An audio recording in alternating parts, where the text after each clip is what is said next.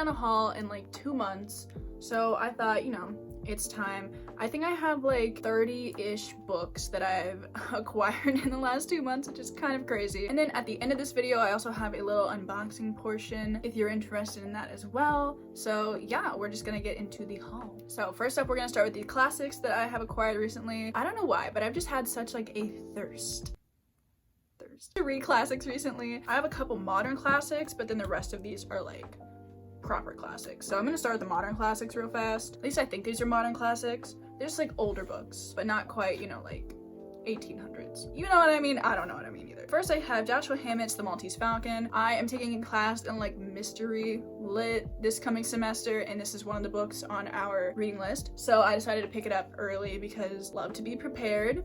I don't know anything about this book. And upon reading the back of this book, I still know nothing about this book, so yeah, The Maltese Falcon. Then I picked up something which I'm so excited about. I have a copy of this book in a mass market paperback, but it's just kind of busted and not the cutest, and I still haven't read it, so I decided to pick up a hardcover of this book, which this was kind of hard to find, and it's a little beat up. I think this version of the book was published in 1962. This is older than my mother, but that is Something Wicked This Way Comes by Bradbury, and it is in this gorgeous hardback edition. I got this from thrift books though, and it came with like a sticker on the spine, and I tried to take it off, and that clearly did not work. But aside from that, it's fine. And I'm just so excited to read this in October. I know it's about like a, I don't know, like a traveling carnival. But I know this book is spooky, creepy. It's gonna be great for October/Halloween time. Okay, so now we're gonna get into like proper classics. First up, we have Jane Eyre by Charlotte Bronte. I'm very excited to read this book. A lot of people say that this is their favorite Bronte book out of all of the sisters, and a lot of people just say that this is their favorite classic period, so I'm very excited to read this. I know it's about a girl whose name is Jane. I think she lives in a house with people who hate her, and then she goes to school maybe, and then there's a dude named Mr. Rochester. Is that his name? Maybe. I don't know. I like to go into classics knowing a little bit more than I usually do about a book, but I still don't like to know much because figuring it out for myself is really half the fun. Then I have this copy of Wuthering by Emily Bronte. This is the Twilight tie-in. This looks like, you know, one of the classic Twilight covers, but it is a copy of Wuthering Heights, and that is because I think in the movie Twilight, or in the book or something, they talk about Wuthering Heights a lot, and I found this at the thrift store, and I wanted a paperback copy of this book anyway, and I was like, oh, this is hilarious. I have to pick it up. Yeah, it's honestly just like a really nice floppy paperback too, so not that mad about it. Next up, I have Dracula by Bram Stoker. I'm really just hitting all the popular ones today, aren't I? But this is a Penguins Classics Deluxe edition, but I got this on eBay for $10. It was like, oh yeah, the condition is very good.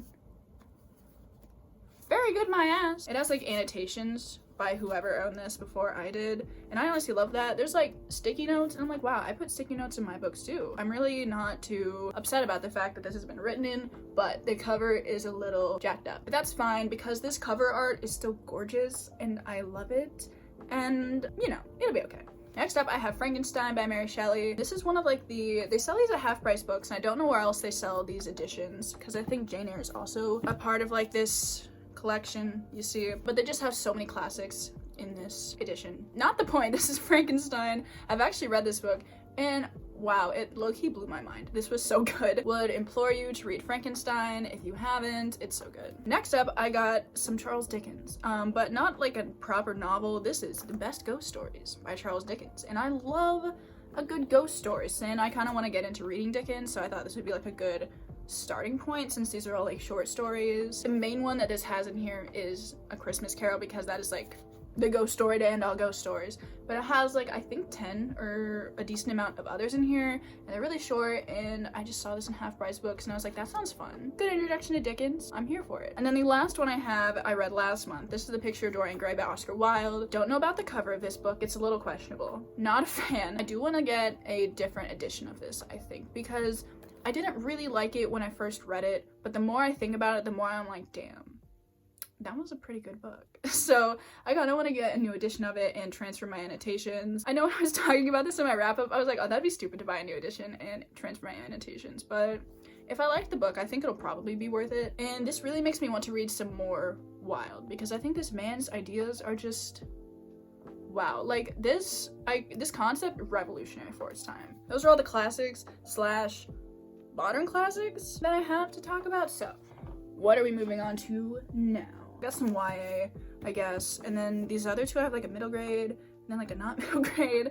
So I'll start with the not middle grade. This is The Shining by Stephen King. I do own a copy of this book. I actually have it right here. Can you see why I bought a different edition of it? I wasn't the biggest fan of The Shining. Like, it was okay. I think I gave it a 3 out of 5 stars. Not my favorite King. It was decent. I don't know. I have been wanting a mass market paperback of it recently though, and I found this one in, say it with me now kids, Half Price Books. I love this edition. It's so cool with the yellow, just the bold black text. It's got like a little rip. I think someone like put tape on this, which I don't know why you would do that. And this is really cool because in the middle of it, it has pictures from the movie The Shining, which I love. My favorite one, Wendy's my favorite character. I think maybe my favorite Stephen King character, period, which is funny considering I don't really like this book that much. I just really wanted a mass market paperback because I have a couple of other Signet mass market paperbacks of his work, and I have a tiny collection going, so I had to. Also, something really funny about this book is that if I can find it, after I bought this wouldn't have deterred me from buying it anyway, but I was flipping through it in the car, and I realized that throughout this book, every time there's like an aggressive expletive, it, like someone crossed it out with pen. Like without fail, they went through all of this book and they just crossed them out. Like why? I just don't, this one isn't even that bad. My thought is maybe someone was giving this to their kid, but like who would give The Shining to their kid to read? You got bigger issues than them seeing a couple of cuss words if you give them this book.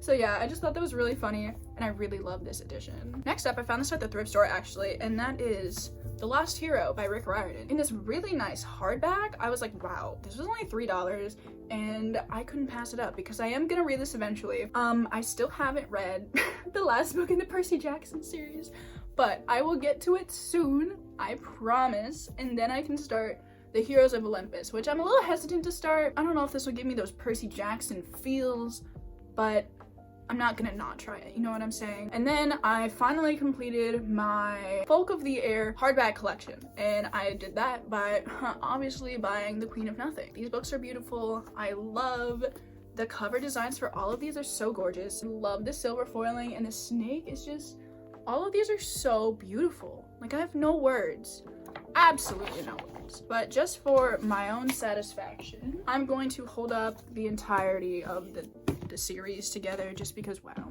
it's just so satisfying to see them all together. Oh my god, look at that, satisfying. These look so good on my shelf, I simply cannot. So next I'm going to talk about some Cassandra Clare just because I haven't hauled these. Oh, there was one that I wanted to talk about specifically.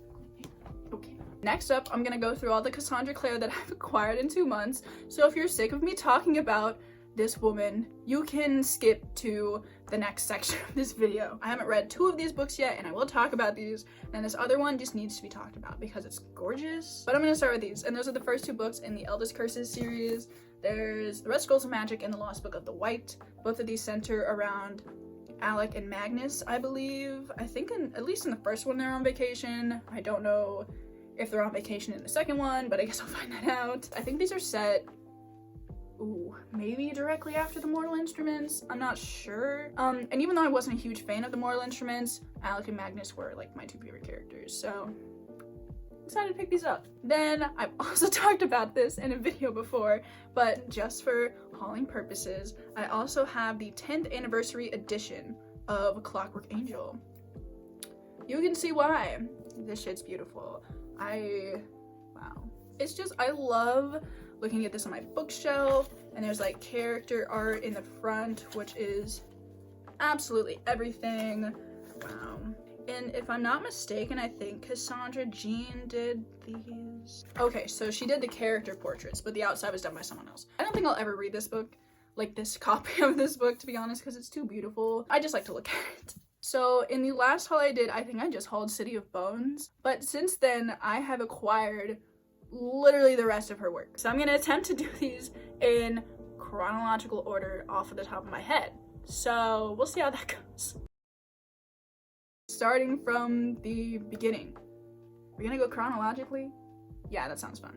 Clockwork Angel, Clockwork Prince, Clockwork Princess, and then we move on to the Inferno. No, damn it. Then we move on to the Mortal Instruments. So I already showed you City of Bones. I have City of Ashes, City of Glass, City of Fallen Angels, City of Lost Souls. Then we move on to, oh damn it, I already did this out of chronological order. So we're gonna go to the last hours.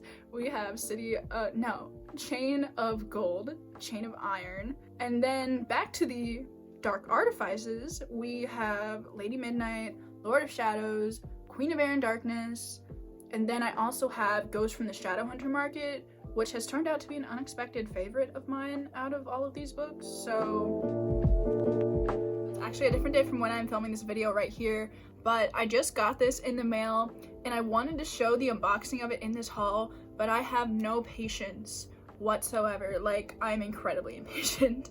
So I'm gonna unbox this now. If I could figure out something to unbox it with, that would be helpful. Entertain them while I'm gone. I've located a knife. It's mail time. So recently, Illumicrate dropped this gorgeous box for the Infernal Devices. It had a lovely set of the books, which I do not have to show you. Like, that's not what this is. I cannot afford the like ones that are being resold because they're going for like $300 and I don't have that kind of money. But there's something else that was in that box that I also thought was gorgeous and that I also needed, and I found it on eBay for like $35, which I've seen them going for like $60. So I decided to snap it up. I sold a lot of the books that I unhauled in my last video recently, so I decided to get this for myself because I really wanted it, and my recent Shadowhunters obsession has been kind of insane, so I just needed something. I couldn't stop myself. It is in here, and I'm so excited to see it because it's so gorgeous. Well, like, I haven't seen it in person, but I think it's gorgeous, so oh my god. Oh wow. Oh my god. This is so pretty. So this is like a ceramic book pot. I think Illumicrate does a decent amount of these in our normal boxes. I don't get their boxes, obviously, but like I see a lot of other like booktubers unbox them, and I always see these books. I'm like, those are so cute. I kind of wish I had one, but not enough to like actually get one. But then I saw that they had the Shadowhunters Codex like book in the Infernal Devices box, and I was like, okay, that's it. I absolutely have to own that. And now I do. And like, was this worth $35? Probably not, but it is beautiful. And I would pay like $25 for this normally, so you know, I'll take it. And on the front here it has Duralex sed lex, which I don't know if my Latin pronunciation is very good. It's probably not, but that means the law is hard, but it's the law. And that's like throughout all of this series. And on the back it says Clave approved, which I'm dying. It says the indispensable guide for all young shadow hunters, property of the London Institute. That's the best institute in this series. If you know, you know. I also have another thing that I'm gonna unbox. What? My friends.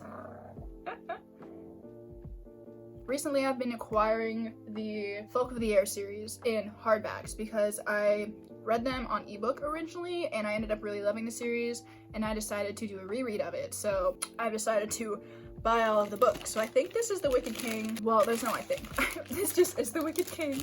So I thought I would, like, it's not that interesting, like we all know what it looks like, but I thought I would unbox it anyway. I also haven't seen what the naked hardback of this looks like, so I am excited because they're all beautiful. I love the HelloFresh thing in here. If anyone wants some HelloFresh, 14 free meals. Anyone want 14 free meals? I don't. These books are gorgeous. Let's see what's under the dust jacket. I hope there's something under the dust jacket or I'm gonna be looking like a fool. Is it cute? Oh my Fritz, no. This is oh my god.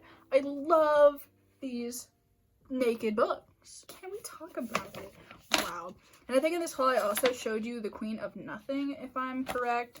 And that one also has a gorgeous naked hardcover. Love the foiling, so pretty. Anyway, gonna go back to the regular video now. So I hope you enjoyed that little unboxing segment. Now, that's the end of the video. I really hope you enjoyed this haul. If you did enjoy this video, let me know down below. What's the most recent book that you've acquired from the library? Maybe you bought it, maybe you borrowed it from a friend. Just the most recent book that you've acquired. Subscribe down below. I attempt to post videos every week. What's the other one? Like? Wow, I'm very scatterbrained today, but it's fine. And yes, I will see you in my next video.